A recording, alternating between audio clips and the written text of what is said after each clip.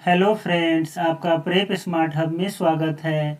GFR series के इस video में आज हम जीएफआर के chapter budgeting and accounting of externally aided project जो जीएफआर के रूल 264 से 274 में दिया हुआ है उसके बारे में पढ़ेंगे। चलिए वीडियो की शुरुआत करते हैं और सबसे पहले जानते हैं कि जो एक्सटर्नल एड है वो कहाँ से आता है, उसमें कौन कौन से कौन कौन सी एजेंसी इन्वॉल्व होती है। तो इसमें जो है दो तरह का होता है, बाईलैटरल एजेंसी होती है और मल्टीलैटरल एजेंसी होती है। दो एजेंसी होती है इसमें। बाईलैटरल एजेंसी में क्या होता है, तो बाईलैटरल एजेंसी में जो है गवर्नमेंट टू गवर्नमेंट जो है क्या होता है, फंडिंग होता है। जैसे मान लीजिए इंडिया में क्या करना है, मेट्रो लाइन जो है क्या है और शहरों में क्या करना है, बिछाना है। तो इसके लिए इंडिया को कौन हेल्प कर रहा है, जापान कर रहा है। तो इसके रिगार्डिंग जो ग्रांट इन एड मिलेगा और या जो है लोन मिलेगा तो जापान जो है इंडिया को देगा।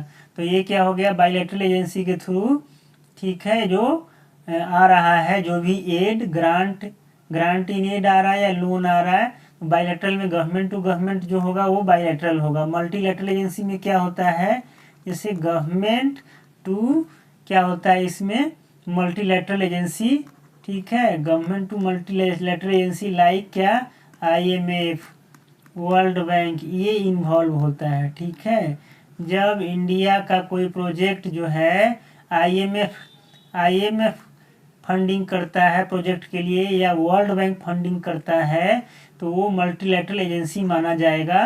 ठीक है, उसको मल्टीलैटरल एजेंसी फंडेड जो है प्रोजेक्ट कहेंगे।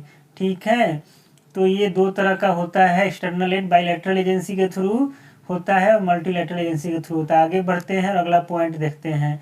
अगला पॉइंट है, who is the nodal agency for executing the legal agreement for loans and grants for funding agency from funding agency.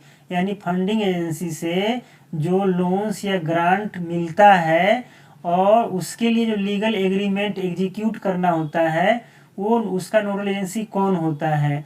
तो इसका जो नोडल एजेंसी जो होगा वो नोडल एजेंसी होता है डिपार्टमेंट ऑफ इकोनॉमिक अफेयर्स। कौन होता है, डिपार्टमेंट ऑफ इकोनॉमिक अफेयर्स होता है। ठीक है, और ये मिनिस्ट्री ऑफ फाइनेंस के अंदर है। ठीक है, ये क्या होता है डिपार्टमेंट, ये क्या है, नोडल एजेंसी है। यानी इस तरह का जो भी बाईलैटरल एजेंसी के थ्रू कोई फंडिंग हो रही है, लोन या गारंटी नहीं है, ये मल्टीलैटरल एजेंसी के थ्रू हो रही है, तो उसका जो लीगल एग्रीमेंट एग्जीक्यूट होगा वो डिपार्टमेंट ऑफ इकोनॉमिक अफेयर्स करेगा। ठीक है, आगे बढ़ते हैं और अगला पॉइंट देखते हैं। Who is responsible for finalising the covenant laid down in the agreement. Covenant का मतलब प्रोविजन है। क्या है, प्रोविजन, टर्म्स एंड कंडीशंस। जो एग्रीमेंट फाइनल, जो एग्रीमेंट के अंदर जो प्रोविजंस होंगे, फाइनेंशियल प्रोविजंस, ठीक है, वो फाइनेंशियल प्रोविजंस जो भी होंगे, जो भी टर्म्स एंड कंडीशंस होंगे उसको उसके लिए कौन रिस्पॉन्सिबल होगा, तो उसके लिए जो रिस्पॉन्सिबल होता है वो उस एजेंसी का नाम है कंट्रोलर। क्या है उस एजेंसी का नाम, कंट्रोलर ऑफ क्या है, ad account, controller of ad account and audit. ठीक है, ये है, यानी इसको शॉर्ट में CAAA भी क्या कहते हैं, बोलते हैं। ठीक है, ये क्या है, डिपार्टमेंट ऑफ इकोनॉमिक अफेयर्स के अंडर ही क्या है, एक जो है क्या है, सेक्शन है। ठीक है, एक डिवीजन है। वो जो है रिस्पॉन्सिबल होता है किस चीज़ के लिए, जो कोविनेंट है एग्रीमेंट का, ठीक है, उसको फाइनलाइज करने के लिए। आगे बढ़ते हैं, अगला पॉइंट देखते हैं। Fund flow from funding agency either in foreign currency और इंडियन करेंसी। यानी जो फंडिंग एजेंसी से जो पैसा आता है वो फॉरेन करेंसी में आता है, आ सकता है, इंडियन करेंसी में भी आ सकता है। ठीक है, तो और कैसे मनी जो है, जो मनी आता है वो कहाँ जमा होता है, आरबीआई मुंबई में जमा होता है, ठीक है।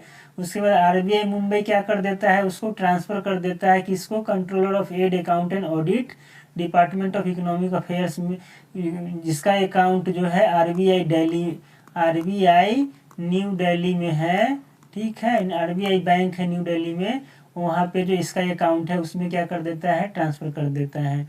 आगे बढ़ते हैं, आगे देखते हैं अगला क्या है, प्रोसीजर फॉर विड्रॉल। ये जो मल्टीलैटरल या बाईलैटरल एजेंसी जो फंडिंग करती है, तो उस फंडिंग का पैसा को विड्रॉ कैसे करते हैं। तो दो तरीका है, एक है रिम्बर्समेंट प्रोसीजर, यानी पहले आपको खर्च करना है, उसके बाद क्या करना है, क्लेम करना है। और दूसरा है इसमें क्या, ये तो रिम्बर्समेंट प्रोसीजर हो गया, और दूसरा है डायरेक्ट पेमेंट प्रोसीजर, जिसमें जो है डायरेक्ट पेमेंट कर देती है, उसमें रिम्बर्समेंट का प्रोसीजर नहीं है।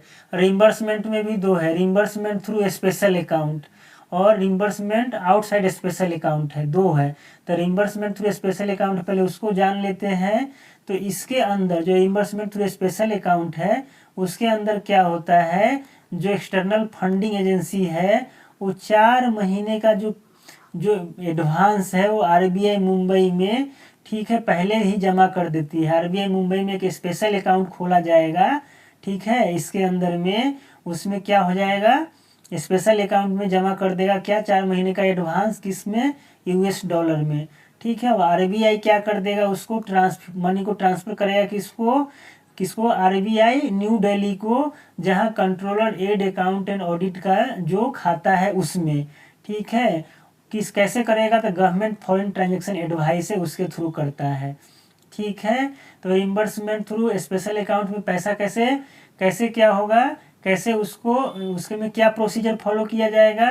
तो जो एक्सटर्नल फंडिंग एजेंसी है वो 4 मंथ का पैसा एडवांस में आरबीआई मुंबई में स्पेशल अकाउंट उसमें जमा कर देती है, और जो है वो आरबीआई जो है क्या कर देता है, उस पैसे को controller ad account and audit को क्या कर देता है, एक के खाते में भेज देता है जो आरबीआई न्यू दिल्ली में है। कि कैसे भेजता है, गवर्नमेंट फॉरेन ट्रांजैक्शन एडवाइस के द्वारा, ठीक है। आगे बढ़ते हैं और अगला पॉइंट देखते हैं। अगला पॉइंट है रिम्बर्समेंट क्लेम प्रोसीजर, ठीक है। यानी जो प्रोसीजर क्या है, किस तरह से जो है वो पैसा क्लेम करेगा। तो जो प्रोजेक्ट इम्प्लीमेंटिंग एजेंसी है, इसमें ये प्रोजेक्ट इम्प्लीमेंटिंग एजेंसी जो प्रोजेक्ट को इम्प्लीमेंट कर रही है, वो क्या करेगी, वो जो है बिल, जो भी रिम्बर्समेंट बिल है वो बिल जमा करेगी controller of ad account and audit को। और controller of ad account and audit क्या करेगा, एग्जामिन करेगा, क्या करेगा, एग्जामिन करेगा, ठीक है। एग्जामिन करके सारा डॉक्यूमेंट्स वगैरह देखेगा है कि नहीं, उसके बाद वो फंडिंग एजेंसी को क्या कर देगा, ठीक है, उस प्रपोजल को भेज देगा। फिर फंडिंग एजेंसी क्या करेगी, फंडिंग एजेंसी जो है क्या करेगी, मनी डिपॉजिट कर देगी, कहाँ, आरबीआई मुंबई के स्पेशल अकाउंट में। और आरबीआई मुंबई क्या करेगा, controller of ad account and audit जो है उसको पैसा ट्रांसफ़र कर देगा reserve bank of India new Delhi में, ठीक है, उसमें खाता होता है। और ये जो है controller of ad account and audit क्या करेगा, तो प्रोजेक्ट इम्प्लीमेंटिंग एजेंसी को पैसा क्या कर देगा, ट्रांसफ़र कर देगा कंसर्न मिनिस्ट्री डिपार्टमेंट के थ्रू, ठीक है। तो ये प्रोसीजर है। जैसे जो अभी हम पीछे क्या पढ़ रहे थे कि स्पेशल अकाउंट में 4 महीने का एडवांस जमा कर देता है, जब वो पैसा एग्जॉस्ट हो जाता है तो उसके बाद क्या करती है प्रोजेक्ट इम्प्लीमेंटिंग एजेंसी, अपना जो है पैसा जो भी है वो खर्च करती है, और खर्च करने के बाद जो प्रपोजल सबमिट करती है उसको एग्जामिन करता है controller ad account and audit, और उसके बाद फंडिंग एजेंसी को भेजता है, फंडिंग एजेंसी पैसा जमा कर देता है आरबीआई मुंबई को स्पेशल अकाउंट में। आरबीआई मुंबई से पैसा क्या आ जाता है, controller ad account and audit को आ जाता है, उससे पीआईए को चला जाता है, प्रोजेक्ट इम्प्लीमेंटिंग एजेंसी को, ठीक है। आगे बढ़ते हैं और अगला पॉइंट देखते हैं। हमारा अगला पॉइंट क्या है, रिम्बर्समेंट आउटसाइड स्पेशल अकाउंट, यानी आउटसाइड रिम्बर्समेंट के थ्रू ही होगा लेकिन आउटसाइड स्पेशल अकाउंट यानी स्पेशल अकाउंट नहीं होगा। तो स्पेशल अकाउंट कब नहीं हो, या स्पेशल अकाउंट कब नहीं होगा, तो जो एग्रीमेंट साइन होता है उसी में स्पेशल अकाउंट के बारे में मेंशन नहीं किया गया है, या स्पेशल अकाउंट में जो पैसा था वो नील है, उस केस में जो पेमेंट होगा आउटसाइड स्पेशल अकाउंट से किया जा सकता है, ठीक है। आगे बढ़ेंगे और अगला पॉइंट देखेंगे रिम्बर्समेंट आउटसाइड स्पेशल अकाउंट। इसका प्रोसीजर क्या होगा, जो पेमेंट प्रोसीजर है वो क्या होगा, तो जो प्रोजेक्ट इम्प्लीमेंटिंग एजेंसी है वो क्या करेगी, तो वो पूरा का पूरा क्या सबमिट करेगी, तो वो अपना प्रपोजल सबमिट करेगी, उसको एग्जामिन करेगा controller ad account and audit और भेज देगा फंडिंग एजेंसी को। फिर फंडिंग एजेंसी उस क्या करेगा, मनी डिपॉजिट कर देगा आरबीआई मुंबई के जो बरोअर अकाउंट है उसमें। फिर आरबीआई मुंबई कहाँ भेज देगा, इसको ट्रांसफ़र कर देगा controller ad account and audit को, और controller ad account and audit transfer कर देगा किसको, पीआईए को, ठीक है, प्रोजेक्ट इम्प्लीमेंटिंग एजेंसी को। तो इस तरह से ये क्या हो रहा है, प्रोसीजर है। ठीक है, आगे बढ़ते हैं, अगला पॉइंट देखते हैं। अगला पॉइंट क्या है, डायरेक्ट पेमेंट प्रोसीजर। अभी क्या देख रहे थे, रिम्बर्समेंट प्रोसीजर, उसमें 2 प्रोसीजर था, through special account, outside special account.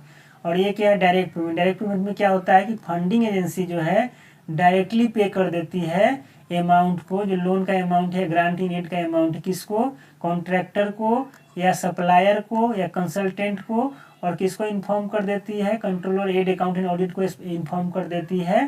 ठीक है, आगे बढ़ते हैं और अगला पॉइंट देखते हैं। अगला पॉइंट है स्टेट प्रोजेक्ट पेमेंट प्रोसीजर। या स्टेट का कोई प्रोजेक्ट है और स्टेट के प्रोजेक्ट को जैसे फॉरेन से अगर फंडिंग हो रही है बाईलेटरल या मल्टीलेटरल एजेंसी के थ्रू, तो वो पैसा जैसे कैसे किस तरह से पेमेंट होता है स्टेट गवर्नमेंट को, तो वो पैसा जो है क्या होता है, controller ad account and audit क्या करती है उस केस में controller ad account and audit जितना भी स्टेट इसका इस तरह का प्रपोजल होगा उसको कंसोलिडेट करेगा।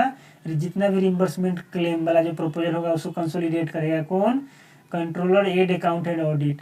ठीक है, उसको किसको भेजेगा, प्लान फाइनेंस डिवीजन है डिपार्टमेंट ऑफ एक्सपेंडिचर के अंडर में, उसको भेज देगा।